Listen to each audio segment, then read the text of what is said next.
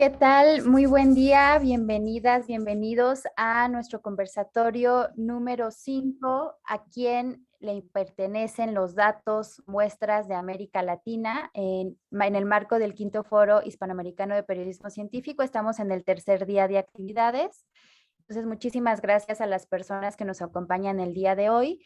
Les cedo la palabra a Agustín Ávila, quien es periodista y comunicador de la ciencia mexicano y quien va a estar llevando la moderación de este conversatorio. Muchísimas gracias, Agustín, y bienvenidas a todas las personas. Muchas gracias, Quetzalí. Bienvenidos y bienvenidas a este conversatorio que, bueno, yo le tengo muchísimo interés, gusto y emoción de realizar y creo en su pertinencia y urgencia. Y además estoy muy feliz de compartir aula virtual con las y los periodistas a los que voy a presentar en este momento. Y pues les recomiendo mucho, si no los siguen aún en su trabajo, en las redes sociales, en las maneras que tienen de seguirlos, lo hagan porque los trabajos que hacen son realmente excelentes. Empiezo con Gilena Pinedo, periodista peruana, bachiller en periodismo por la Pontificia Universidad Católica del Perú. Actualmente trabaja como periodista especializada en ciencia, medio ambiente y salud en el medio de investigación Ojo Público. Es fundadora del medio digital de periodismo científico Bicho Raro y anteriormente ha trabajado en el medio peruano La República, realizando notas de fact-checking y debunking en torno a la desinformación difundida durante la pandemia de la COVID-19. Bienvenida, Gilena. Continúo con Elena Calle, quien es periodista y feminista colombiana. Desde hace casi 4 años escribe para el diario El Espectador sobre ciencia, ambiente y mujeres. Muchas gracias por acompañarnos, Elena. También contamos con Rodrigo de Oliveira Andrade. Él es periodista, especialista en divulgación científica por el Laboratorio de Estudios Avanzados en Periodismo de la Universidad Estadual de Campinas y doctor en Historia de la Ciencia por el Programa de Posgrado en Historia de la Ciencia de la Pontificia Universidad Católica de Sao Paulo. Desde 2012 trabaja como reportero para la revista Pesquisa FAPESP, publicación editada por la Fundación de Apoyo a la Investigación del Estado de Sao Paulo. Ha escrito para algunas de las publicaciones científicas más importantes del mundo, incluidas las revistas Nature de BMJ, además del portal SciDevNet, donde se desempeñó como corresponsal de América Latina durante casi una década. Muchas gracias, Rodrigo, por conectarte. Y termino con mi compatriota Rodrigo Pérez Ortega, quien es periodista especializado en ciencia, salud y medio ambiente. Actualmente es reportero en la revista Science y es director editorial de la sección en español de The Open Notebook, una publicación con varios recursos para periodistas de ciencia. Cuenta con una maestría en comunicación de la ciencia por la Universidad de California en Santa Cruz y su trabajo ha sido publicado en The New York Times, Nature, Science News, Knowable Magazine y Como Ves, entre otros. Es miembro de la National Association of Science Writers y la Association of Healthcare Journalists y es miembro fundador de la Red Mexicana de Periodistas de Ciencia. Ha recibido varios premios como el Premio del Colegio Mexicano para la Investigación de Cáncer en 2017, el Premio Medtronic de Periodismo en Salud en la categoría de radio en 2018, el Cancer Journalism Award en 2019 y más recientemente la beca Rosalind Carter de Periodismo de Salud Mental en 2019 y 2020. Muchas gracias, Rodrigo Pérez, por conectarte con nosotros. Entonces, pues bueno, ya que todos sabemos quiénes somos todos, pues empiezo con este conversatorio. Y empiezo justamente contigo, Rodrigo Pérez, un poco para ambientarnos en este tema. ¿Por qué es de interés o por qué se deberían de proteger los datos y muestras en América Latina y de quién deberían de protegerse? Pues bueno, esta es una pregunta, creo que simple, pero para hacer un preámbulo. Perdón, gracias por la invitación y saludos a todos. Para empezar con un preámbulo, pues quisiera contar un poco de mi experiencia de cómo empecé a darme cuenta de esto y a pensar en este tema, ¿no? Creo que todo empezó, yo estudié ciencia, a la licenciatura en investigación biomédica básica en la UNAM, y durante mi carrera, pues, me especialicé en la biomedicina y, pues, bueno, una de las líneas celulares que todo el mundo utiliza en el laboratorio son las células HeLa, ¿no? Pero realmente nunca me puse a pensar de dónde venían, cómo se derivaron, cómo inició esto, ¿no? Hasta que escuché un libro de una periodista científica muy famosa que se llama Rebecca Skloot, que escribió un libro sobre la vida inmortal de Henrietta Lacks, ¿no? Henrietta Lacks era una mujer de raza negra en Estados Unidos, y bueno, durante mucho tiempo los investigadores, para hacer investigaciones y avanzar el campo de la biomedicina, pues intentaban mantener células humanas, ¿no? Para experimentación fuera de un cuerpo humano, ¿no? Y realmente las células HeLa, que son unas células de origen canceroso, que justamente provienen de esta mujer, Henrietta Lacks, pues fueron, digamos, tomadas de ella por un médico que después se hizo muy famoso y fue la primera línea celular humana que se pudo mantener, ¿no? En una incubadora, y bueno, de ahí se han derivado muchísimos fármacos, ha avanzado el mundo de la biomedicina desde ese entonces, pero pues ahí hubo un problema ético muy grande, que a ella nunca le preguntaron si quería o daba permiso de que esta línea celular que eran sus células, se mantuvieran, ¿no? Pues bueno, el libro es muy bueno, se lo recomiendo mucho, y habla justo de, bueno, qué pasa con su familia, ¿no? Ella murió por su cáncer cervical, pero pues su familia tampoco nunca se enteró, nunca les preguntaron, y de pronto estas células son inmortales, están en todo el mundo, se usan en todos los laboratorios del mundo, y bueno, de ahí empieza todo esto. De hecho, fue el primer genoma, bueno, de los primeros genomas que se secuenciaron, ¿no? Pues al secuenciarse ese genoma también tienen que ver asuntos éticos de la privacidad de sus familiares, ¿no? Pues porque también comparten secuencias genéticas con Henrietta Lacks. Entonces, creo que esa fue la primera instancia en la que me puse a pensar, bueno, claro, a quién le pertenecen estas muestras desde el lado de la biomedicina, pero bueno, esto se puede generalizar a todo, ¿no? Latinoamérica es una región rica en biodiversidad, en culturas, en historia arqueológica, antropológica también, y cuando te pones a pensar de todo esto, también tiene una historia de colonialismo muy importante, ¿no? Y que lamentablemente sigue presente en la ciencia al día de hoy, y te puedes dar cuenta de varias maneras, ¿no? Como por ejemplo autores, bueno, científicos que vienen a la región, y esto generalmente se da en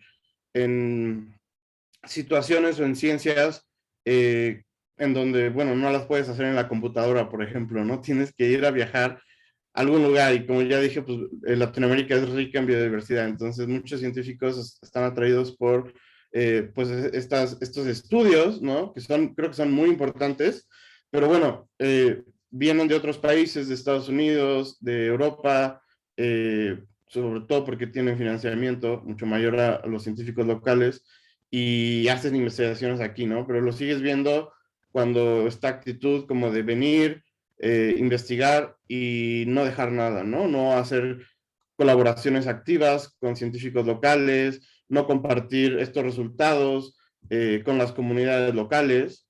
Y bueno, este es un caso que yo he investigado, sobre todo en la parte paleontológica, en el caso de fósiles de Brasil y de México, que bueno, la paleontología tiene también una historia muy fuerte de racismo y de discriminación, pues lo seguimos viendo en paleontólogos, por ejemplo, de Europa, de Estados Unidos, que vienen a estas regiones y se llevan fósiles, por ejemplo, ¿no? No respetan leyes locales leyes nacionales, y tienen como esta tendencia de llevarse fósiles a sus universidades y guardarlos allá, ¿no? Incluso muchos pues critican estas leyes locales que están establecidas en algunos países como Argentina desde hace muchísimo, ¿no? Que justamente se implementaron pues para proteger este patrimonio cultural, arqueológico, científico, pues justamente no es que, creo que ninguna de estas leyes se trata de delimitar el acceso o digamos, dictar quién puede o no estudiar estos artefactos, estos, pues sí, recursos científicos, sino hacerlo de una manera ética que beneficie a todos, ¿no? Eh, y pues para responder la pregunta, pues creo que le pertenecen primeramente de dónde están, ¿no? Las comunidades, los científicos locales, pero eso no significa que no puedan haber colaboraciones benéficas con otros científicos del mundo. Muchísimas gracias, Rodrigo, por la introducción y la respuesta. Y pues bueno, teniendo aquí a tantos y tantas colegas que tal vez quisiéramos solucionar todo con periodismo, pero bueno, no sé si eso sea realmente funcional o no, tenemos que llevarlo más lejos. Y justamente Rodrigo Andrade ha cubierto este otro tipo de luchas fuera de las prensas, ¿no? ¿Qué pasa? Pues justamente aprovechando el ejemplo de Rodrigo Pérez con los fósiles, cuando esto se lleva a las cortes, ¿quién acaba decidiendo o quién tiene primicias o más derechos sobre estas cosas? ¿Qué has encontrado, Rodrigo? Bueno, saludo a todos. Yo soy brasileño, así que espero que ustedes comprendan mi portuñol. Pido disculpas si no me expresé correctamente. Pero hay un caso que cubrí hace algunos años y tratando de fósiles contrabandeados desde Brasil para Europa, Alemania y Francia. Y ese caso es muy especial porque ha sido el primer caso de tráfico de fósiles que llegó a las Cortes. En 2019, la Corte de Lyon ordenó la repatriación de los fósiles brasileños. Sin embargo, la empresa propietaria de las piezas apeló en segunda instancia y consiguió que se revocara el fallo. Hay muchos fiscales brasileños, fiscales de la República frente a las investigaciones en Brasil, y uno de ellos presentó una nueva solicitud a las autoridades francesas que decretaron nuevamente la incautación de las piezas. Son 46 fósiles de la región del Araripe, en el nordeste brasileño, una región muy especial porque tiene características bioquímicas muy específicas que preservan la calidad de los fósiles. Así que los fósiles encontrados en esa región son muy valorizados internacionalmente. Entonces, son 46 fósiles que fueron retirados de la región do Araripe, incluso um esqueleto quase completo de um pterossauro. E esse processo ainda está aguardando a resolução definitiva para que as autoridades brasileiras puedan trazê-las de regresso. O mais interessante a respeito dessa história é que ela é solamente de uma série de processos, de procedimentos abertos nos últimos anos por el Ministério Público Federal de Juazeiro do Norte, donde estás, la región de Araripe. Y, bueno, en los últimos 7 años fueron, si no me falla la memoria, 10 procedimentos abertos por las autoridades locales para tentar repatriar essas peças. E o mais interessante era que a maioria dos casos partem de denúncias hechas por científicos que agora estão trabalhando com as autoridades locais para tentar localizar e repatriar esses materiais. Todos os 10 processos, por enquanto, aún estão em andamento, já que é difícil conseguir a repatriação dessas peças, uma vez que não existe uma lei específica internacional que obrigue os países europeus, ou Estados Unidos, ou outros países desenvolvidos a devolver esse material. Assim que é uma luta muito intensa em las cortes, os procuradores públicos, os museus de arqueologia que tentam negociar. É um trabalho muito mais diplomático por parte desses atores.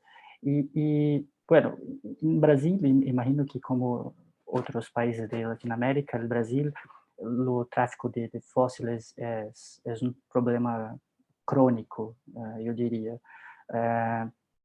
E como otros países de la región, en Brasil también tenemos leyes específicas que impiden la retirada de esos materiales. Y la primera ley brasileira sobre patrimonio fósil data de 1942, es muy antigua, y establece que la extracción de esas piezas solo puede ser hecha a partir de una autorización de un órgão específico ligado al Ministerio de Ciencia y Tecnología. Hay otras dos leyes específicas para tentar conter la retirada de esos materiales, pero en Brasil, como muchos países de la región, el principal problema es la fiscalización. Nosotros tenemos las leyes, pero la fiscalización no es tan efectiva como debería ser. Y las regiones donde los fósiles se encuentran muchas veces son regiones muy pobres, así que hay los traficantes pagan, usan la plata para tentar convencer las personas locales a no denunciar esos casos, pagan algún tipo de propina para las autoridades locales, así que es muy difícil la fiscalización, pero hay leyes específicas. Así que el caso de los 46 fósiles hoy en las cortes europeas es considerada por los científicos brasileños una victoria, aún que no tenemos las piezas en solo brasileño, pero la expectativa es que se concluya en los próximos meses. Perfecto, sí, claro que es una victoria y bueno, pues las denuncias creo que sí es un campo que cae muy bien dentro del periodismo y lo que nos gusta participar. Muchas gracias, Rodrigo. Les recuerdo, no sé si ya les habíamos dicho, tenemos bastante espacio para preguntas al final, entonces vayan poniendo sus comentarios y preguntas por favor en el chat y las iremos contestando en orden. Pues bueno, esto que nos narras, que también son historias a cubrir, ¿no? Sobre los científicos denunciando y las cortes y todo esto, pues hablan de los objetos en sí mismos, ¿no? De los... oh, perfecto. O de otros objetos de la ciencia, ¿no? Pero también el conocimiento mismo puede ser presa de estas cosas o el no reconocimiento de cierto conocimiento, que es algo que pasó en Colombia recientemente y que Elena Calle cubrió de gran manera en El Espectador. ¿Cómo sucede esta invisibilización o esta negación o no, o falta de colaboración también dentro de los propios medios, dentro de nuestra labor periodística? Elena, ¿tú qué has encontrado? Bueno, buenas tardes, muchas gracias por la invitación. Bueno, yo creo que entre los medios de comunicación, sobre todo quienes cubrimos ciencia, puede que a veces la barrera del idioma sea un problema, sobre todo de las personas de habla angloparlantes que no hablan español o que no hablan portugués, porque desde los países desde el tercer mundo hacemos los esfuerzos de buscar comunicarnos con esos otros lugares, bien sea porque allí están los recursos para hacer las historias, porque muchos de nosotros somos migrantes en esos espacios, en fin, bueno. Pero entonces, por ejemplo, en Colombia pasó que The Guardian sacó una historia un poco exótica de un lugar muy exótico en Colombia que se llama La Lindosa, que es una gran pared, bueno, en realidad hace parte del Parque Nacional Chiribiquete, que es el parque nacional más grande del país y que es el corazón de la Amazonía, la transición entre los llanos, los Andes, la Amazonía colombiana. Mejor dicho, Colombia es el país que más al norte tiene Amazonía, entonces este paso de ecosistemas es muy importante protegerlo, y allí también hay una historia muy antigua de interacción de pueblos originarios que dejaron sus huellas pues a lo largo de los caminos que recorrían durante meses, años. Entonces eso hace parte de su conocimiento y de su supervivencia, entonces imagínense, sería lindo que lo pudieran buscar, se llama la Lindosa, entonces es una gran pared con pinturas de ocre, y The Guardian dijo que era un lugar que todavía no tenía nombre, casi como empieza 100 años de soledad, a hablar de un lugar en el que todavía no había palabras para las cosas que había allí, ¿sí? Entonces este asunto de la Colombia mágica y el realismo mágico, pues no va con la ciencia, o sea, Gabo lo dijo muy hermoso, pero no corresponde a la realidad, porque la serranía de la Lindosa lleva siendo investigada desde hace por lo menos 50 años, ¿sí? Descrita hace mucho, habitada hace miles de años, pero investigada hace mucho, porque además es un lugar muy, muy obvio. O sea, hay veredas muy cerca y yo habiendo estado allí es muy cerca. Pero lo que pasó con esa periodista fue una chica la que lo escribió, fue esa, que dijo que era un lugar que no tenía nombre, que los científicos no habían ido por allá, que era un gran descubrimiento. Y lo que yo creo que ella quiso hacer fue resaltar que es un lugar muy importante para la conservación, pero se le subió la aguja y exageró un poco, ¿sí? Y un poco en su deseo de seguir exotizando un poco los países de América Latina, especialmente las selvas húmedas tropicales como el Chocó en Colombia o la Amazonía, pues terminó, o sea, exagerar es decir mentiras para mí, e ignorando la ciencia que se ha hecho aquí. Y además se ha hecho ciencia aquí con ayuda de, o sea, tomando metodologías de allí mismo. Entonces, hablando con ella un poco, llegábamos a la conclusión de que ella no había tenido acceso a, por ejemplo, las revistas científicas de acá, o no había tenido acceso antes de publicar la historia a la ciencia de acá. Entonces, yo creo que ahí también hay una alerta, porque evidentemente yo, hasta que no trabaje en The Guardian, no voy a tener el poder que tiene The Guardian para decir eso. Entonces, porque yo le dije, bueno, ¿sabes qué? Porque no quedamos conectadas tú y yo, y a la próxima que te pase algo así, pues me contás y yo te puedo conectar con otra, si yo no sé, alguien te explica, para no, primero para dejar de exotizar algo, y segundo para incluir la ciencia que se hace en los lugares de los que quieres hablar. Y esto pues es ciencia, digamos, como occidental, porque también hubo otra cosa que hablamos y fue que ignoró mucho que era un lugar de importancia indígena, y que el hecho de que haya personas indígenas que se dediquen a hacer una interpretación de lo que ven para poder informar sus vidas en la selva, pues también es investigación.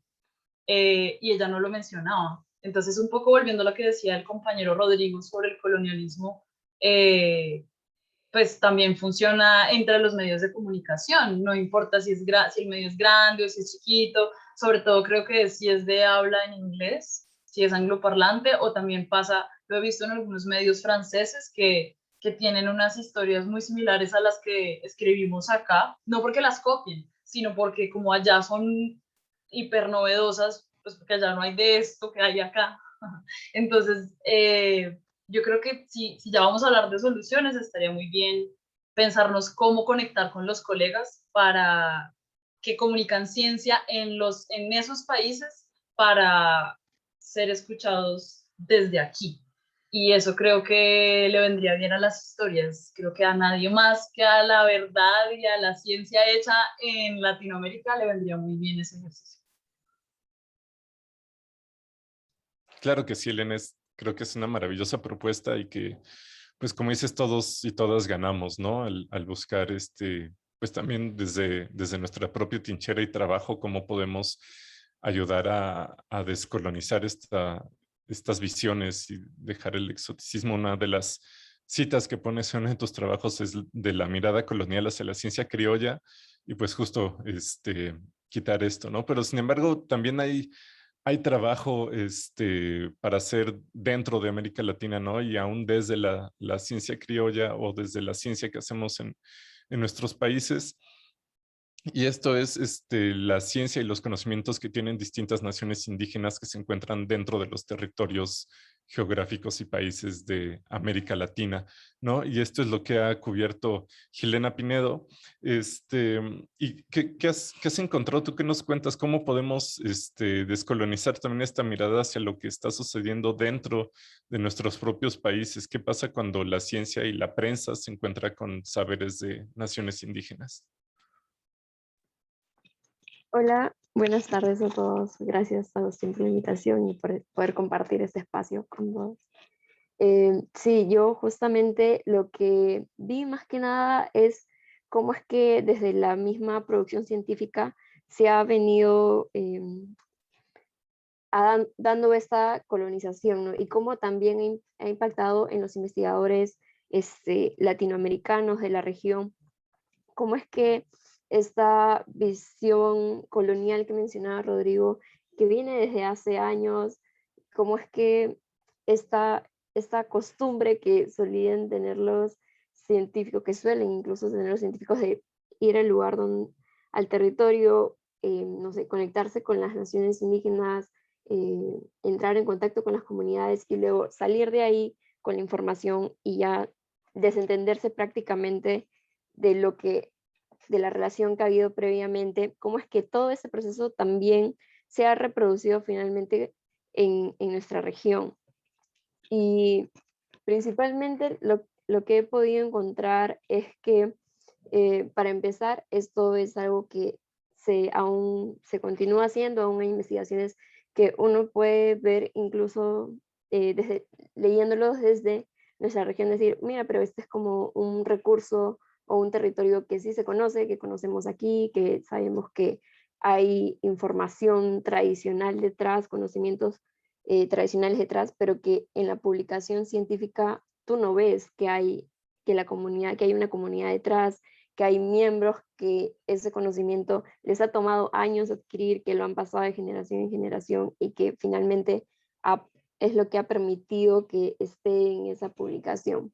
Y el lado por el que yo iba también era ver sobre todo cómo es que se han venido dando estos intentos ya desde hace más o menos un ciclo atrás de descolonizar la producción científica en sí, de dónde ha partido esto, de qué lados.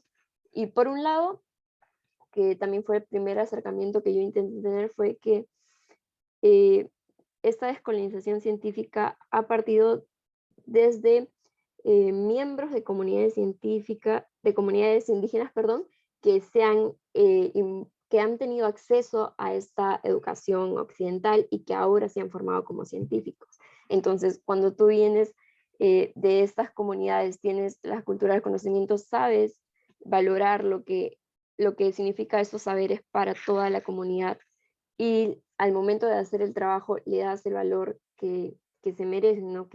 Por el que han trabajado tanto tiempo. Entonces, eso ha sido un lado, eso ha pasado sobre todo en Oceanía, al menos las investigaciones que yo he podido revisar, es porque miembros de comunidades nativas de Nueva Zelanda, por ejemplo, ya se han podido formar en universidades, en diferentes especializaciones de la ciencia, y ahora están haciendo investigaciones sobre los conocimientos en sus comunidades, pero también cómo es que lo que ellos descubren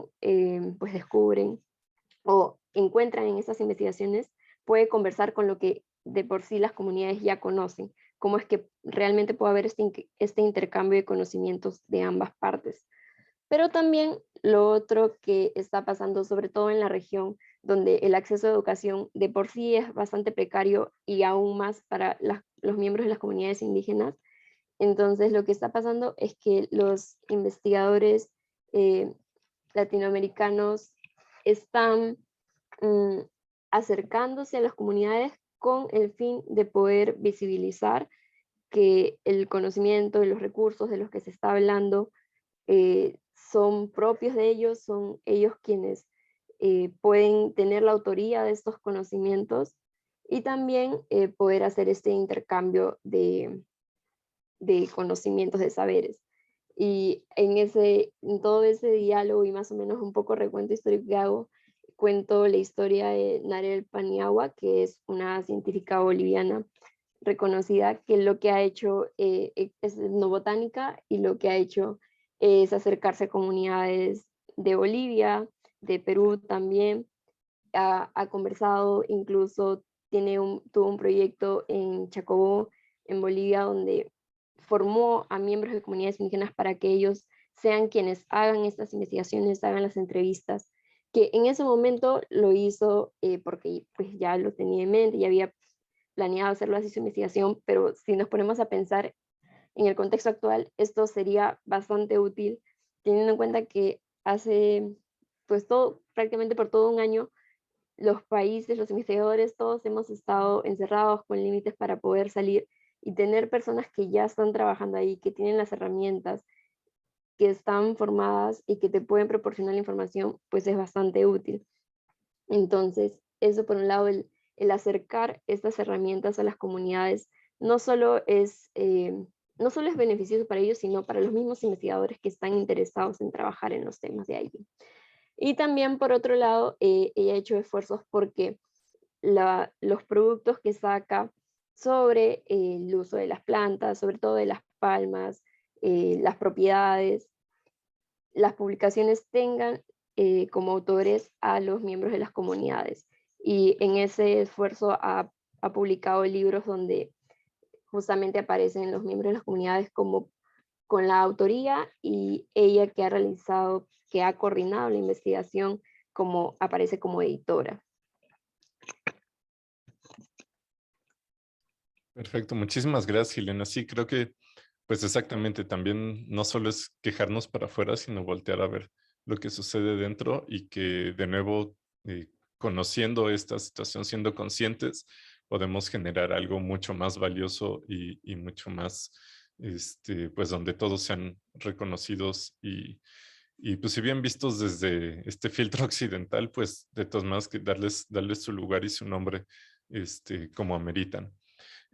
Pasando pues justamente un poco más a la parte propositiva de qué podemos hacer, qué propuestas hay, qué caminos han encontrado ustedes que ya han avanzado más. Pues bueno, justo Elena se nos adelantaba un poco, ¿no? Y decir, nos hablaba de esta experiencia que tenía con su colega en The Guardian, pero pues cuéntanos un poco más, Elena, cómo lo sentiste. ¿Crees que eh, pues estamos en la misma posición desde los medios chicos o en español en América Latina a competir con The Guardian, exigir lo mismo, pues no sé si tal vez buscar igual una restricción en las cortes o al menos hablar desde oficinas de prensa para denunciar y buscar las colaboraciones en este tipo de estudios y de coberturas?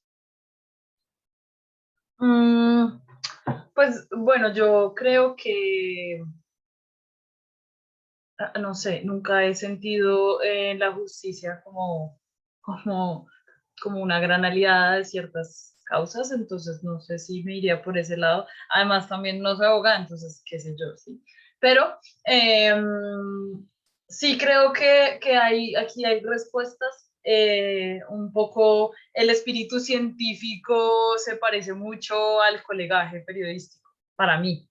Entonces, para mí eso se resuelve un poco entendiendo que nosotras y nosotros y nosotres estamos muy cerca de las historias. O sea, puede que haya otras posibilidades, oigan, pero solo ustedes y nosotros podemos decir, uy, bueno, ¿sabes qué? Me quiero ir a la selva del Amazonas mañana o en 2 días a hacer una historia. Puedo entrar por aquí y no sé, si yo estoy en Colombia, pues literalmente puedo coger un bus.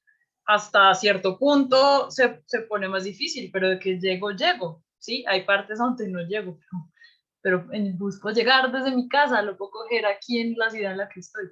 Entonces, eso es una ventaja absoluta que tenemos sobre como otros medios, otros outlets más grandes, que a lo mejor tienen la ventaja de estar mejor organizados, que tienen mayor credibilidad, tal vez, mayor tiempo al aire, por decirlo de alguna manera.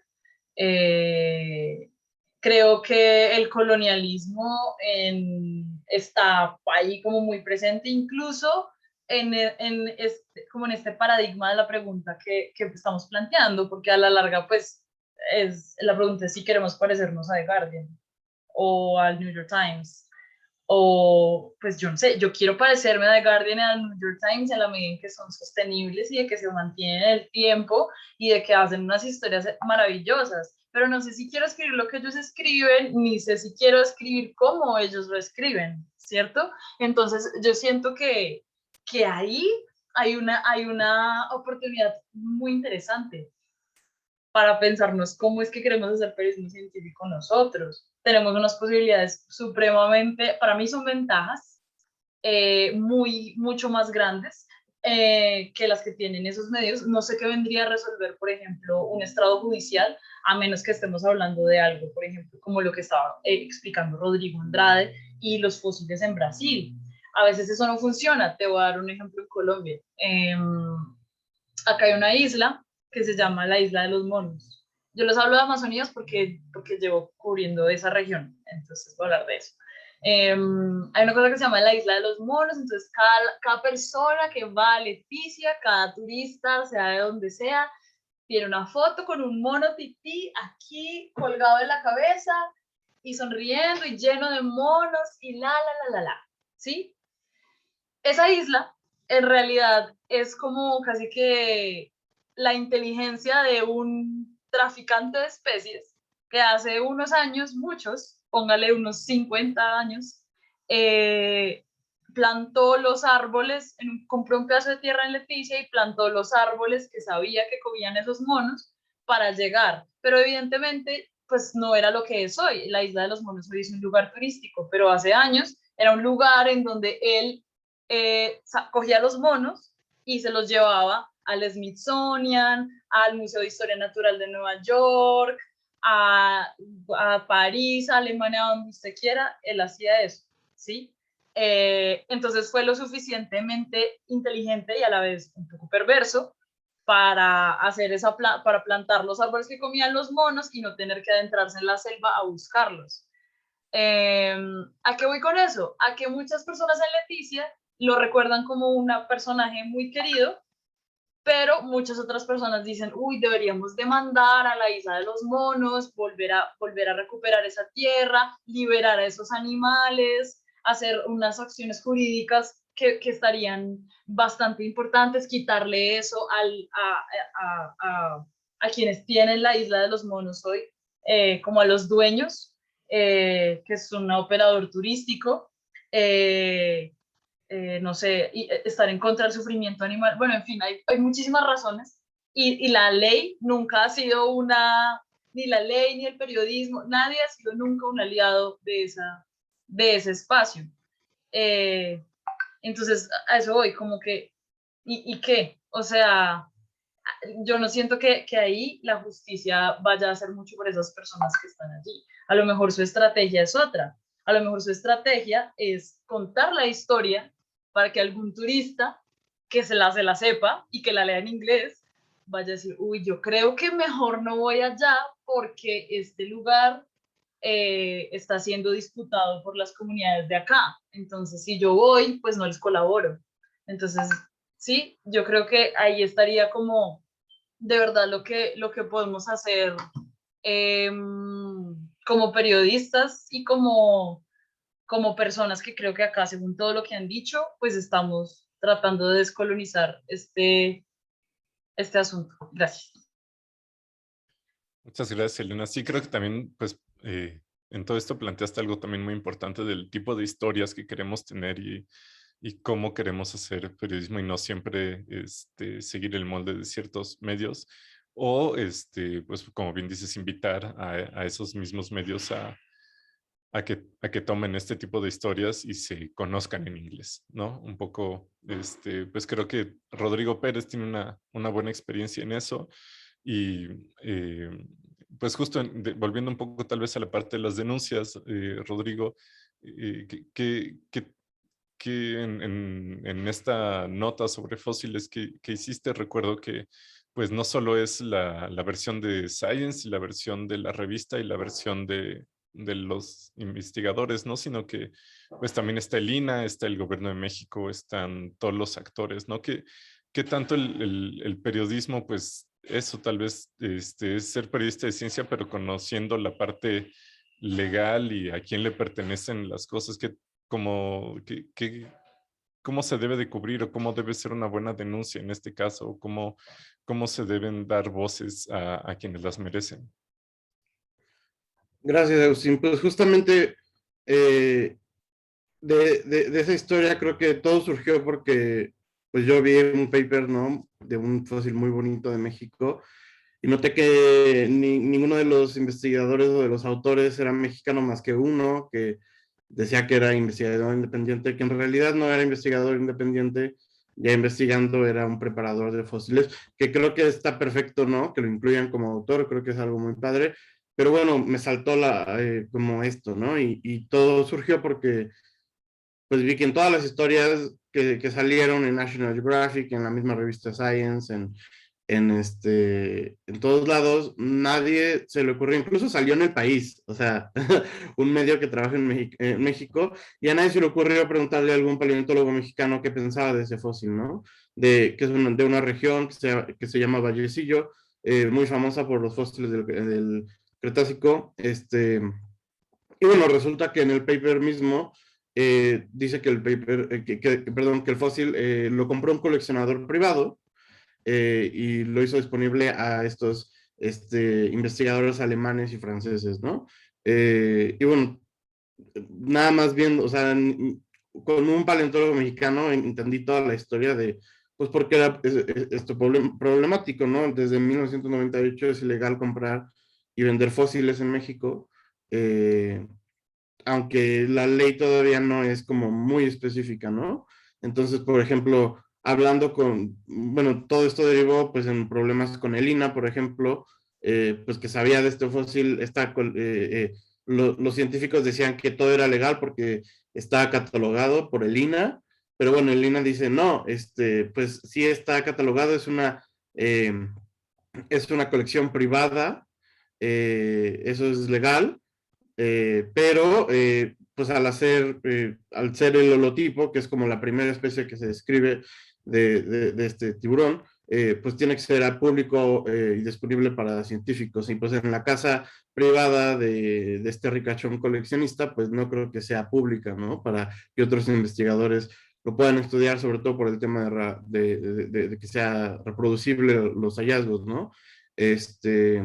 Y entonces, pues justamente empiezas a ver cómo, aunque haya leyes, hay muchos vacíos legales, ¿no? Por ejemplo, entrevistando al coleccionista, decía, bueno, en su manera de verlo él decía que investigadores de la UNAM, incluso de la Universidad de Nuevo León, que es la más cercana a Vallecillo, pues no tenían interés en estudiar estos fósiles, ¿no?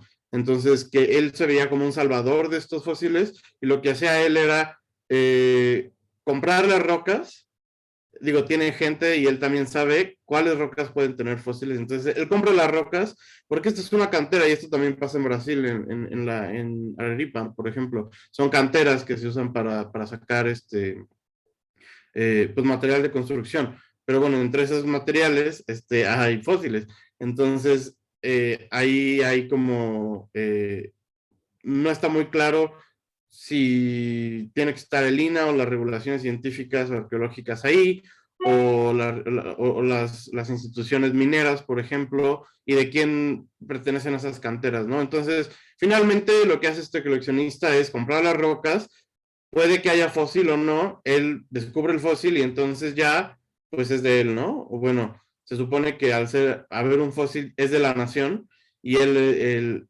registrarlo con el INAH, es como que el INAH ya sabe y él se compromete a resguardarlo, ¿no? A cuidarlo.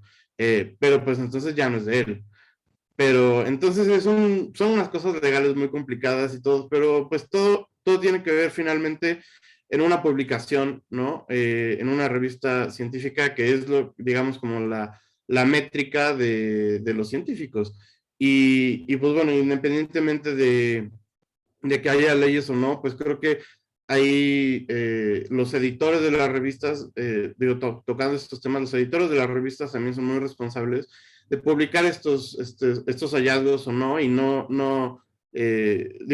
el que estén, sobre todo en revistas como Science, Nature, pues publican de todos lugares del mundo, ¿no? Y también es su responsabilidad activamente checar que las investigaciones se hayan hecho de manera ética, y no solo en fósiles, estamos hablando también, por ejemplo, de recursos genéticos, cuando hacen sobre todo recursos genéticos en personas, en animales, en todo, existe el protocolo de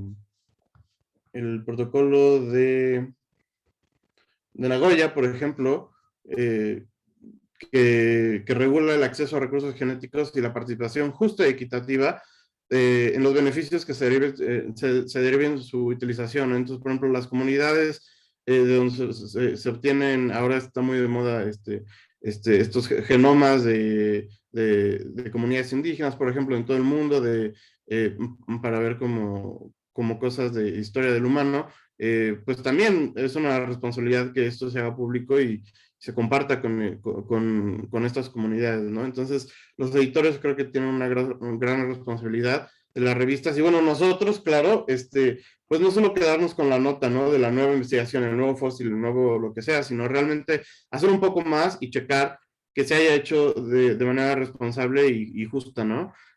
Acaba de salir un paper que puedo poner en el chat, justo de 10 reglas, para investigadores del norte global, que le llamamos, o sea, países, ya no decimos de primer mundo, sino de desarrollados, digamos, para no hacer este tipo de cosas irresponsables. Y creo que los periodistas, cuando vemos algún tipo de estas situaciones, pues nos podemos basar en estas reglas, ¿no? O sea, y sobre todo, pues buscar autores locales. Me acuerdo muy al principio de mi carrera, y algo como lo que mencionaba Elena, ¿no? O sea, no tenemos que escribir como estos medios grandes de New York Times, The Guardian, pero sí podemos exigirles, ¿no? Que si tienen este alcance y se supone que son de los mejores, pues que realmente sean los mejores cubriendo estas historias responsablemente.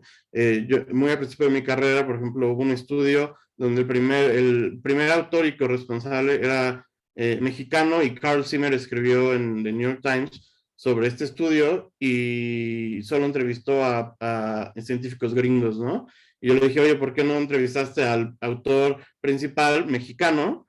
Y me dijo, no, pues es que en el comunicado de prensa el contacto en medio era este gringo y tenía fecha límite, deadline, y pues, pero sí, es interesante lo que dice. Bueno, yo no creo que es interesante, creo que es justo y lo que se tiene que hacer, ¿no? Y no hay excusa como para que no incluyas, o sea, si es un descubrimiento de una región en Latinoamérica, en China, en Singapur, donde sea, pues tener fuentes locales, ¿no? Y justo creo que a partir de eso, pues me quedé pensando, bueno, creo que no están, no sé si es la cuestión del idioma o que no conocen a científicos locales o qué, pero pues creo que un paso que tenemos que trabajar, no solo nosotros, sino también los periodistas de estos medios, pues justo armar alianzas, ¿no? Un poco de promoción, justamente el congreso de la National Association of Science Writers en octubre. Estoy organizando una sesión plenaria de justo cómo cubrir responsablemente ciencia del sur global, ¿no? ¿Cuáles son las herramientas cuando no hay una oficina de prensa en la universidad, cuando no te contestan el email, los investigadores porque usan más WhatsApp que email, ¿no? Son estas cosas que pues ellos no están acostumbrados, pero pues eso no es excusa para que no lo hagan responsablemente, ¿no? Y pues desde el periodismo nosotros justamente tenemos que ser muy críticos, checar estas cosas y y en nuestras historias, pues yo creo que denunciarlo, ¿no? Creo que puede haber una línea entre, por ejemplo, yo he encontrado papers así que pueden ser problemáticos y decido no cubrirlos porque no quiero darle voces a estos científicos con prácticas coloniales, y si decido cubrirlo, pues no va a ser la mejor cobertura para ellos, ¿no? O sea, va a ser muy crítica, denunciando y pues justamente haciendo preguntas duras sobre, oye, ¿por qué no hiciste esto? ¿Por qué no hiciste lo otro? Y más allá del hallazgo, pues centrarnos en esto, ¿no? En, ok, este paper es problemático por esta razón. ¿Y qué es lo que no hicieron? Básicamente. Claro, muchísimas gracias, Rodrigo. Creo que sí tomas puntos muy interesantes, sobre todo pues de preguntas, más preguntas que hacerles a los papers de los que tal vez algunas o algunos o algunas no estábamos acostumbrados. Tocas un punto muy, muy interesante al cual ojalá regresemos, que es justo cuando las muestras son pues muestras genéticas de poblaciones humanas, pues todavía se vuelve aún más relevante y más complicado todo esto, pero creo que sí, también es muy importante, pues como en muchas, muchas prácticas de la vida cotidiana, regresar más a la parte de los cuidados que de ganar la primicia, que de tener la primera publicación, que de sacarlo en The New York Times, ¿no? En lo que estamos narrando, sino más bien, pues eso, hacer algo responsable, algo que hable de las y los involucrados, de les involucradas y de todas estas cosas. Bueno, Rodrigo Pérez ya nos había adelantado un poco completando lo que nos contaba Rodrigo Andrade, que pues que este extractivismo de muestras, principalmente de fósiles en Brasil, pues es algo crítico, es algo que bueno, se ha cubierto mucho, que se ha hablado mucho, pero ¿cómo ha sido justamente esta cobertura? ¿Cómo se ha visto involucrado el periodismo y los medios dentro y fuera de Brasil desde el periodismo brasileño, como lo ha realizado tú, Rodrigo Andrade? ¿Cómo crees que ha sucedido? ¿Qué ha sido lo bueno? ¿Cuáles errores te has encontrado? ¿Cómo lo has vivido?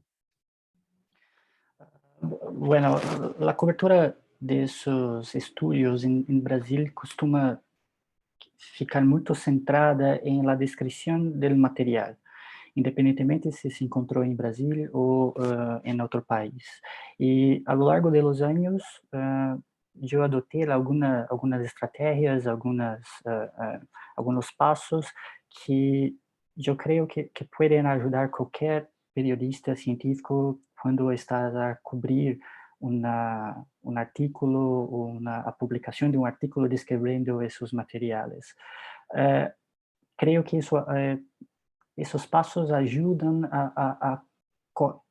ayudan a la correcta divulgación de los estudios que describen esos materiales. Por ejemplo, la primera cosa que intento hacer al escribir sobre esos estudios científicos es identificar el país de origen del material descrito en el paper e verificar se esse país dispõe de leis acerca do manejo e exportação de esses materiais por estrangeiros. Em seguida, analiso o artículo para checar se há entre os autores algum investigador do país de origem do material. Também procuro verificar se a revista que se publicou o artículo tem alguma política específica para assegurar que seus estudos se basam em materiais de origem lícita. Otra estrategia es contactar los investigadores locales de la región donde esos materiales fueron encontrados, porque Brasil es un país muy grande. Los periodistas del sur están a 2-3 mil kilómetros de las regiones donde los fósiles son encontrados.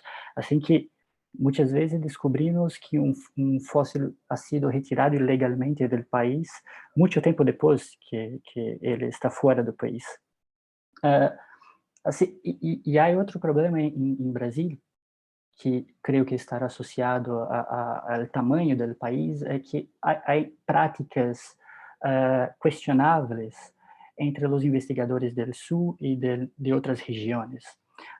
Con frecuencia hay una situación muy frecuente en Brasil, que los pesquisadores del sur indo a outras regiões, retirando os fósseis e trazendo para o sul do país e armazenando em seus museus, em suas instituições. Isso, ou seja, os investigadores do sul do país acabam por reproduzir práticas colonialistas de investigadores europeus ou dos Estados Unidos. Assim que não necessariamente em Brasil, quando um estudo é publicado com investigadores brasileiros entre os autores, se trata de um estudo basado em um material coletado de forma lícita, coletado de forma legal. Assim que em Brasil os periodistas há de dos tipos de cuidado, con los investigadores extranjeros y con los investigadores de dentro del país. Así que creo que siempre que se lee un artículo científico, hay de fazer essas perguntas e tentar identificar essas características que estão em torno do material descrito. Creo que solamente assim o periodista pode fazer uma cobertura rigorosa, criteriosa, justa e rica de seu material. Pero em Brasil, na maioria dos casos, sobretudo la gran imprensa, los principales medios, las historias se centran muy en la descripción del animal, si era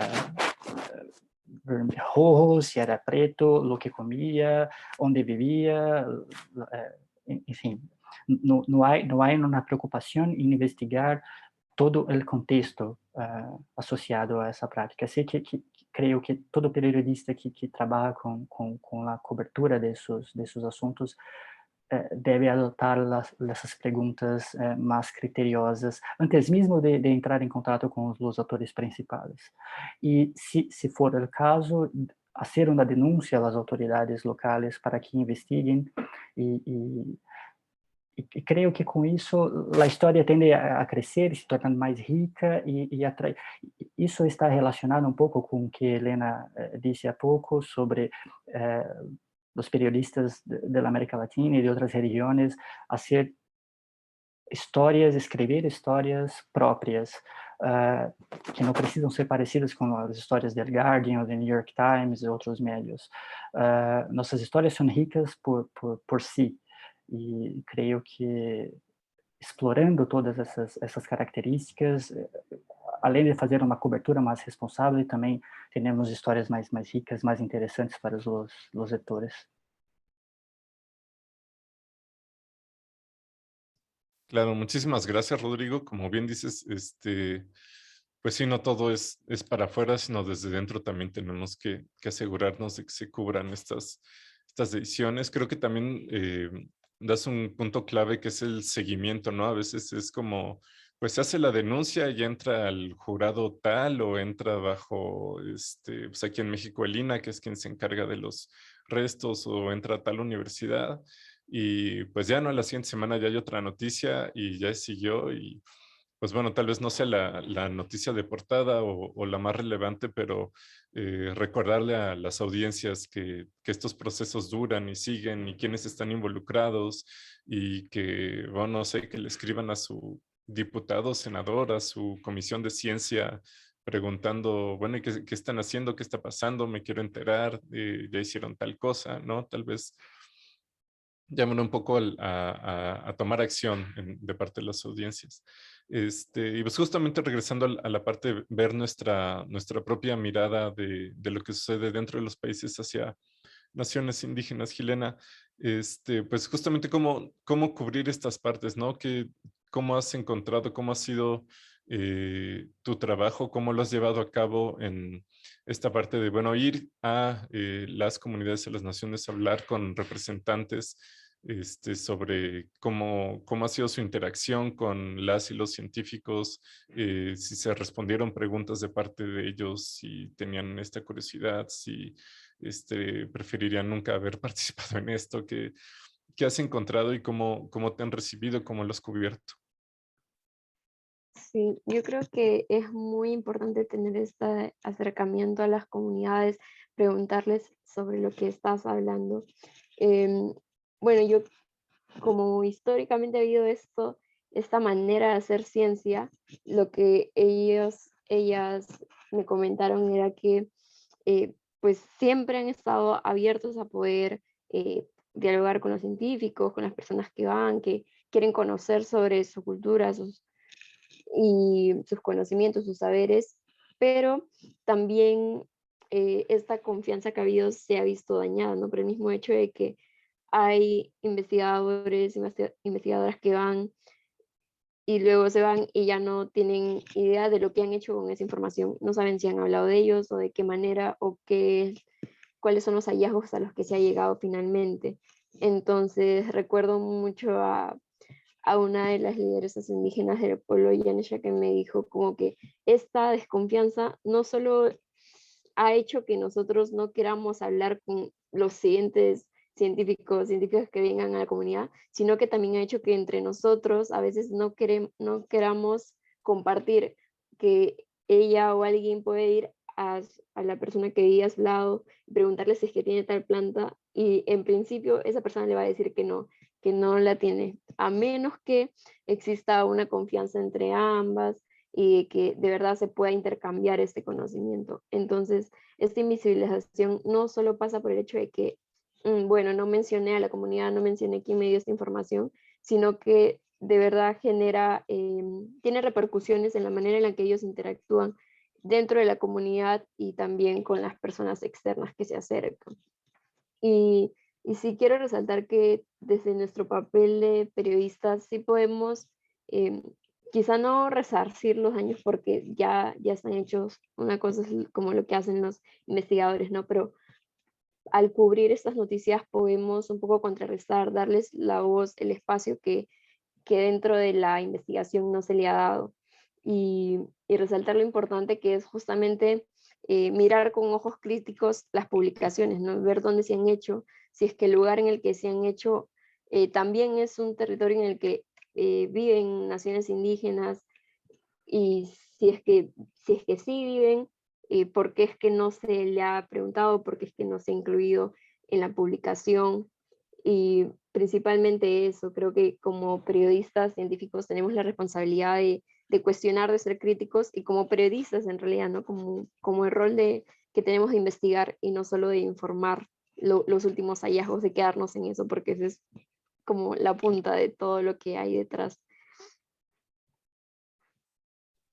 Claro que sí, Helena, muchas gracias. Y pues eso, de nuevo, volver un poco a los cuidados, ¿no? Si bien no tener la justicia de derecho civil, como mencionaba Elena, tal vez una justicia restaurativa que pues tal vez no le pertenece o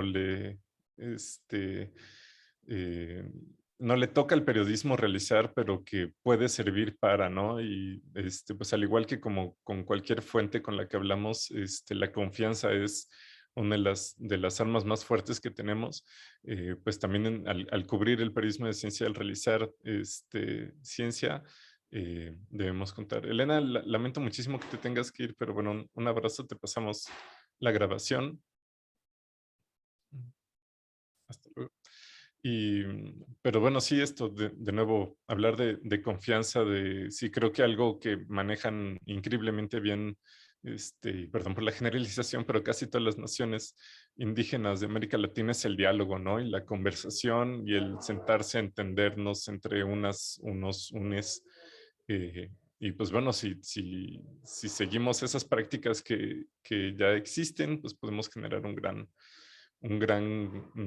cobertura, un gran reportaje, una gran historia. A continuación, pues bueno, creo que juntar a 4 o a 3 periodistas a platicar y no permitirles hacer ninguna pregunta a ellos es medio criminal. Entonces, les abro un poco el micrófono a nuestros ponentes y a nuestra ponente y nuestros ponentes. Pues porque seguramente conocen el trabajo de cada uno y tal vez hay preguntas que también ahorita mismo en la plática quisieran realizar. Entonces, no sé si hay algún o alguna valiente que quisiera empezar el cuestionario. Bueno, me gustaría saber de Rodrigo Pérez sobre la situación de México a respecto de leyes específicas sobre la protección del patrimonio cultural. Quiero decir, México tiene leyes de ese tipo, son leyes específicas, antiguas, elas son efectivas, la fiscalización es actuante, es efectiva en la protección de esos materiales.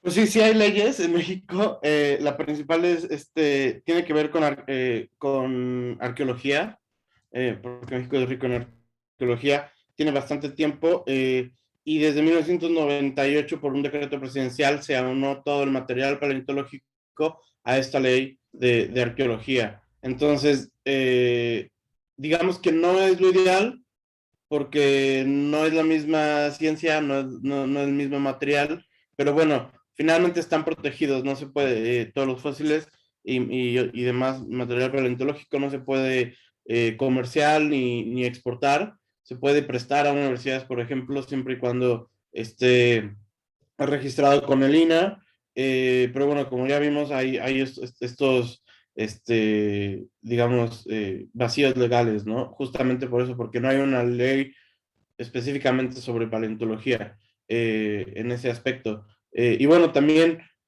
mencionar que el INAH no tiene una inscripción, o sea, por ejemplo, todo, hablando con paleontólogos del INAH, pues no, ellos no pueden, como, o sea, no tiene una policía o algo así que vaya y vea las denuncias. Ellos tienen que tanto iniciar sus propias denuncias ante la fiscalía o ser consejeros cuando haya algún tipo de denuncia, ¿no? Pero entonces, por ejemplo, ahí el trabajo, y me mencionaban, por ejemplo, es algo que en Italia es como creo que el líder mundial, es que la policía, o sea, la fiscalía, que tengan especialistas en leyes paleontológicas, en leyes arqueológicas, que en la aduana haya personas que sepan de estas leyes y que si ven un fósil o algo que pudiera parecer un fósil o un artefacto, lo que sea, así de, oye, ¿qué es esto? ¿Dónde lo tuviste? ¿Tienes un registro? ¿Va a alguna universidad? ¿No? Etcétera, ¿no?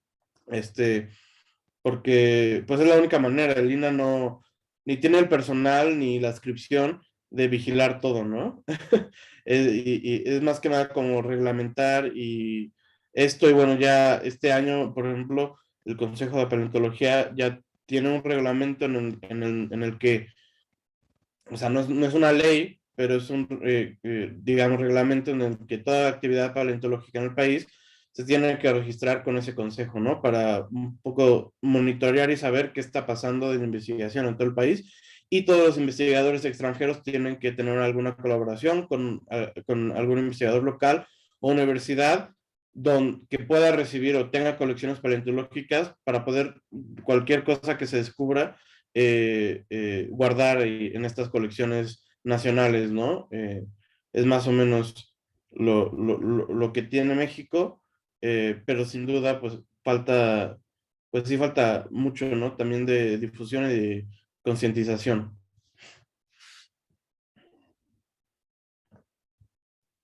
Perfecto. También, pues aquí Adrián en el chat, en casi cualquier participación sobre Lina, nos está dando muchos datos muy relevantes. Parece que conoce muy bien la situación. Igual también podrían buscar contactarse posteriormente si te interesa ahondar más, Rodrigo Andrade, para seguir. Y qué bueno que este sea un foro también donde sirva para hacer este tipo de conexiones.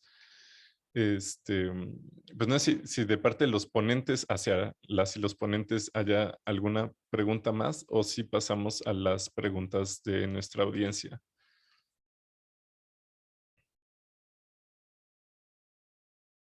Bueno, aquí nuestra audiencia ha estado muy participativa, comentando mucho pues lo que están conversando.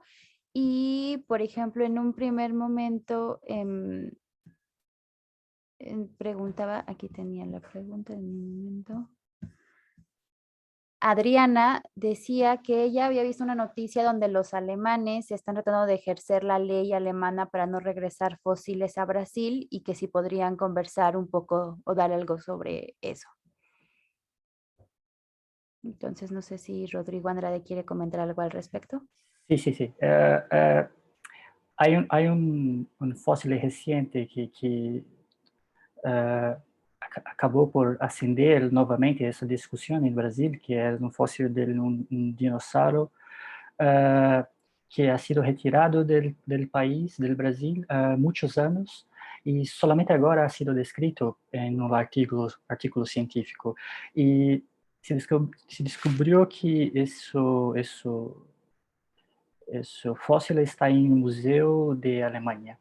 E, bueno, o Ministério Público brasileño ha tentado las negociaciones formales con las autoridades alemanas y al mismo tiempo la Sociedad Brasileña de Paleontología ha iniciado una conversa diplomática con el museo para intentar hacer una negociación para traer la pieza para el país.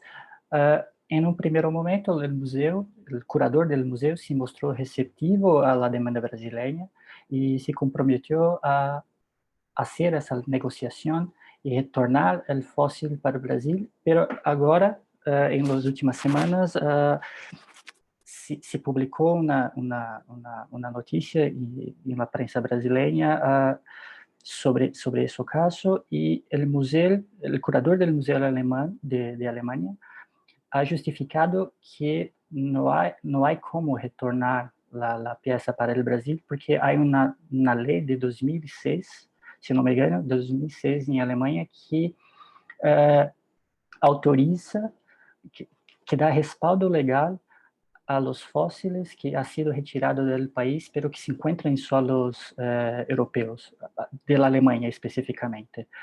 Así que aparentemente no hay como es un caso en que hay dos países con dos leyes específicas y cada uno se apega a su ley para tentar justificar la permanencia o la devolución del fósil. Até então, a Alemanha não tinha nenhuma lei específica sobre isso, mas agora, aparentemente, há uma lei que eles estão usando para justificar que o fóssil permaneça em Alemanha. Do ponto de vista da Sociedade Brasileira de Paleontologia, creio que não há muito o que fazer. A única esperança agora é por las vias legais, por meio do Ministério Público do Brasil. Pero como no hay una ley universal para todos los países, es muy difícil hacer esa negociación. Lo que se tenta hacer es apelar para la diplomacia, para algunas leyes internacionales, pero muchas veces no es suficiente. Sobre todo cuando estamos hablando de Francia, Alemania, Inglaterra. Entonces, que el caso permanece abierto. Genial, muchas gracias, Rodrigo.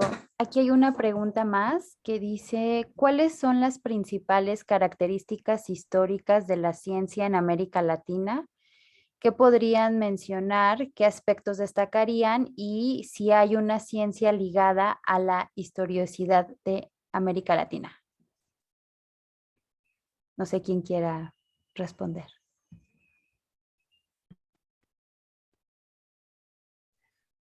Pues bueno, brevemente creo que no se puede, pero claramente lo que se ha visto como ciencia y que, digamos, es la madre de la ciencia que se practica actualmente, pues se ha venido de parte de la colonización europea hacia América, ¿no?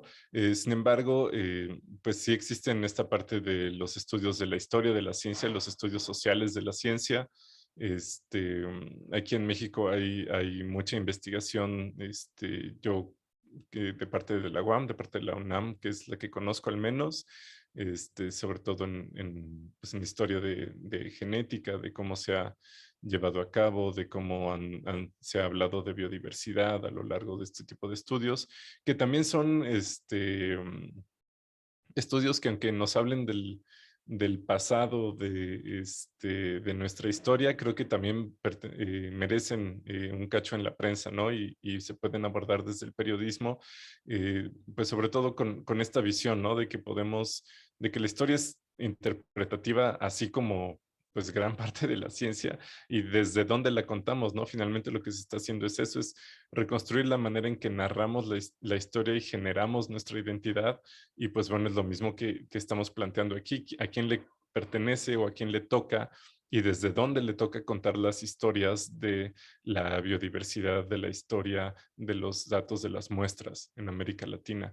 Entonces, no sé desde dónde país venga la pregunta, pero si se acercan a los departamentos de filosofía e historia de la ciencia de sus universidades, de sus institutos, seguramente podrán encontrar a alguien que los guíe de mejor manera.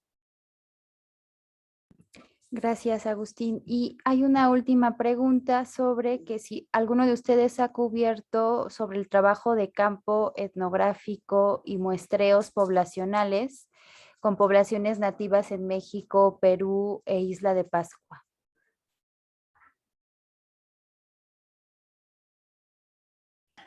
Yo lo voy a cubrir, pero mi editor no quiso. Lo sé. ¿Nos quieres contar la historia, Rodrigo? Pues básicamente fue porque me enteré muy tarde, bueno, ya lo estaba cubriendo otra colega en la revista Lizzie Wade, pero justamente algo que me llamó mucho la atención de ese estudio fue, tiene que ver con estudios genéticos, ¿no? Muestras genéticas de pueblos indígenas en la isla de Pascua, en México, en Perú, que justamente es lo que mencionaba, bueno, que haciendo técnicas de genómica puedes reconstruir un poco de la historia de migraciones y de dónde venimos, ¿no? O cómo fue que los humanos llegamos a América, ¿no? Y esto está padrísimo, pero justamente te tienes que pensar, bueno, ¿cómo fueron recolectadas estas muestras? Al dar, aunque sea un poco de sangre o, bueno, o un, ¿cómo se llama? Saliva, lo que sea, pues es tu ADN de tu cuerpo y quieras o no es, pues tú tienes derecho a saber qué pasa, ¿no? El que tú no seas experto genetista o científico no significa que no tengas derecho a saber qué dice tu ADN.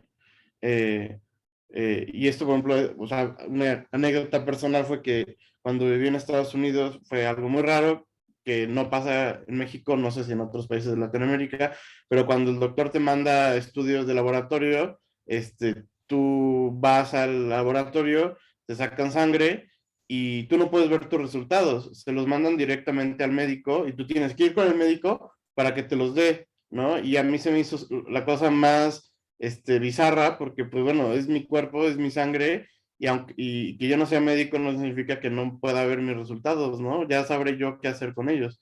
Entonces, y eso también lo pensé, por ejemplo, cuando hice este servicio del perfil genético de 23andMe, que ya está muy de moda, y hay otros servicios de análisis genético, ¿no? De genealogía y demás.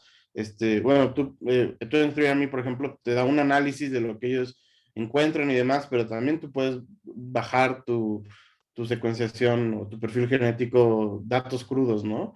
Y tú, si tienes algún amigo genetista o algo así, se lo puedes dar y te puede decir cosas más específicas, ¿no? Pero justamente creo que tiene que haber, desde el periodismo, pero también desde la ciencia, como al tratar con estos datos genéticos o de comunidades en indígenas en nuestros países que son de mucho interés, justamente para ver esta diversidad genética, pues después del estudio, lo que encuentres y demás, comunicar estos resultados y ponerlos en contexto y de alguna manera, de una manera digerible, transparente y responsable con estas comunidades, ¿no? Creo que es lo que se debe hacer.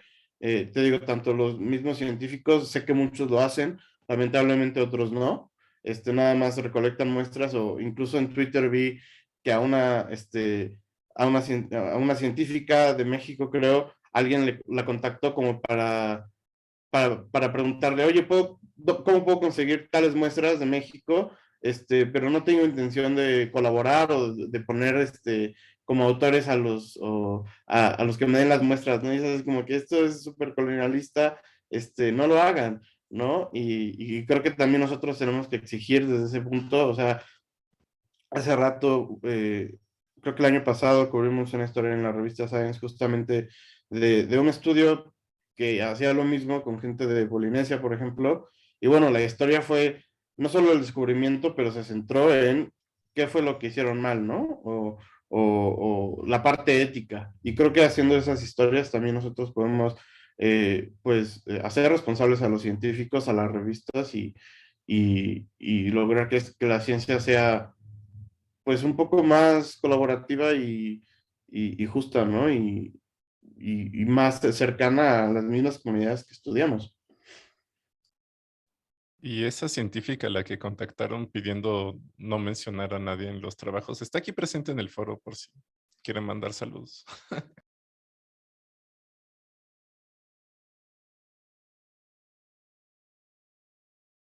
Creo que Aline había pedido dar un comentario hacia el final. Me parece que tenemos un tiempo por si quiere tomar la palabra.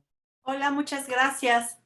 Gracias por esta mesa. Gracias a todas las personas que presentaron y sus experiencias. Gracias, Agustín, y al foro.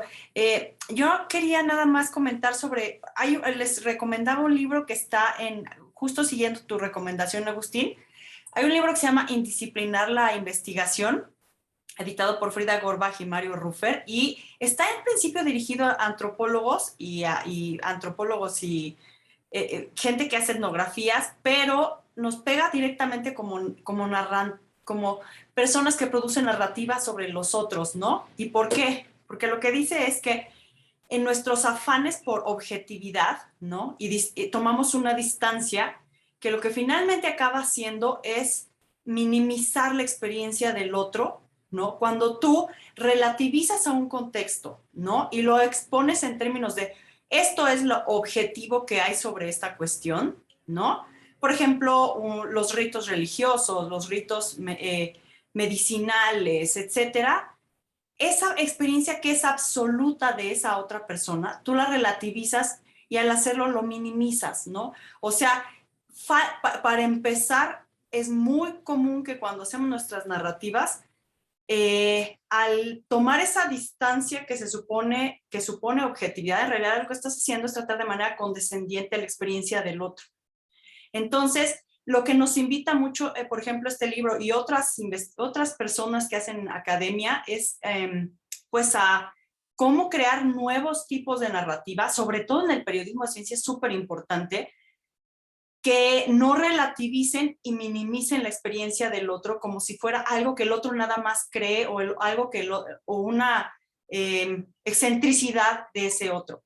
Y otra cosa que también nos invita, sobre todo el texto de Rita Segato, que es creo que el primer capítulo, está buenísimo, buenísimo, porque ella cuenta cómo al dar cuenta de las experiencias religiosas de ciertas comunidades, en algún momento una de las personas que participaban, ¿no? en estos ritos le dijo, usted debe tener que creer en algo en algún momento, doctora.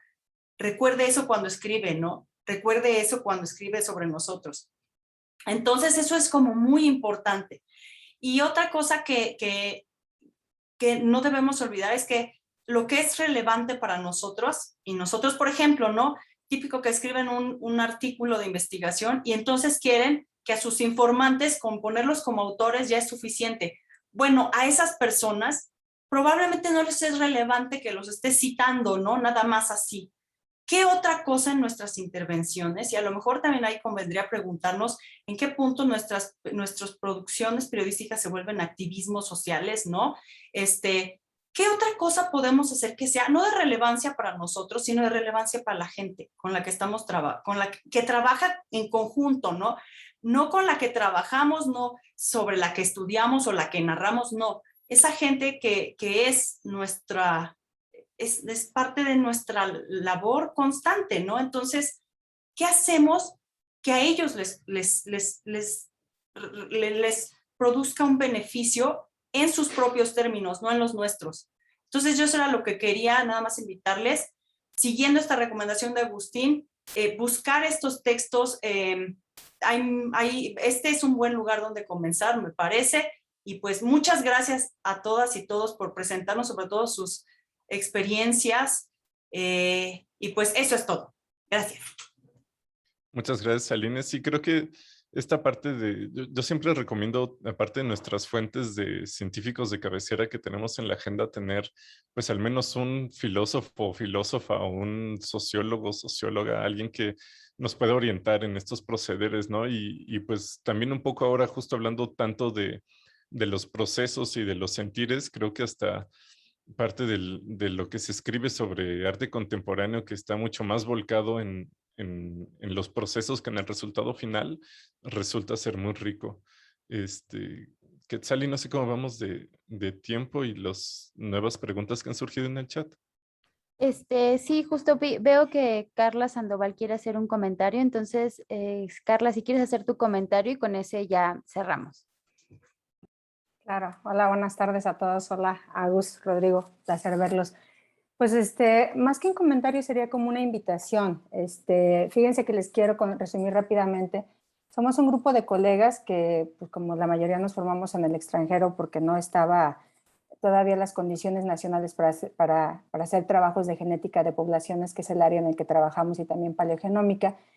Y coincidimos en varias instituciones internacionales. Cuando regresamos a México, este grupo, que también está conformado por gente de la UNAM, del LIC, del Laboratorio Internacional del Estudio del Genoma Humano, y Andrés Moreno y yo, que estamos en el CIMBESTAB, y otros colegas en otras instituciones, tuvimos un compromiso científico personal y humano, ¿no? Que cuando regresábamos a México estábamos tan fastidiados de ver tantos muestreos colonialistas en cualquier parte del mundo que dijimos, nosotros nunca vamos a trabajar así. Entonces nos decidimos a entrenar a nuestros estudiantes y a entrenarnos nosotros mismos, yo como antropóloga de formación, en realizar muestreos poblacionales que fueran obviamente contextualizados, hacer una breve etnografía para saber cómo acercarte a las poblaciones, cómo hacer todo este trabajo de campo. Es una vía muy larga, porque efectivamente, así como lo citó Agus, ¿no? A Daniela Robles de LIG, le pusieron en un tuit, ¿no? O le solicitaron cómo puedo conseguir muestras rápidas de México sin poner a los investigadores ni a las poblaciones, o sea, un fast track para conseguir muestras. Justo lo que estamos en contra. Lamentablemente, cuando sacamos alguna publicación, esta última publicación que tuvimos en Nature en verano del año pasado sobre cómo fue el poblamiento de Isla de Pascua, ¿no? Pues casi siempre las entrevistas van en función de los resultados. A mí me gustaría mucho que cuando salgan este tipo de historias, que soliciten entrevistas, pero para contar la historia de cómo accedemos a las poblaciones, cómo pedimos permiso, cómo hacemos un trabajo de campo, cómo identificamos a los líderes, cómo sabemos cuáles son el sistema de creencias, saberes y todo el contexto que ellos tienen para saber cuál es la mejor estrategia, cómo no repetimos un muestreo poblacional aún dentro de la misma región, porque precisamente hacemos el trabajo largo por el trabajo bien hecho.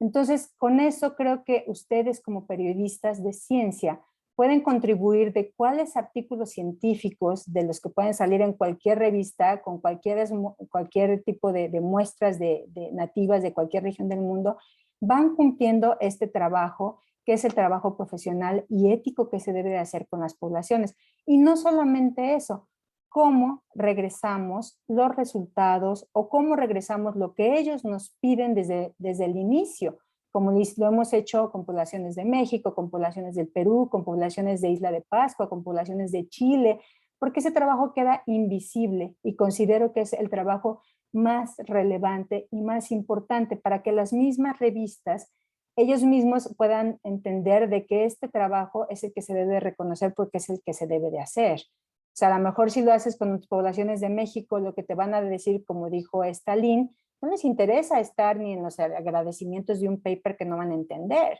Les interesa cuáles son los acuerdos que tú haces desde el inicio. Entonces, yo sí los quiero invitar a que por favor cubran esa parte de la historia, que es la más importante en el fondo, desde el punto de vista para las poblaciones nativas. Para la ciencia, pues está todo esto flashing de que, bueno, ya dijimos esto, ya corroboramos tal teoría, echamos abajo esto, o concordamos con la arqueología o con la lingüística.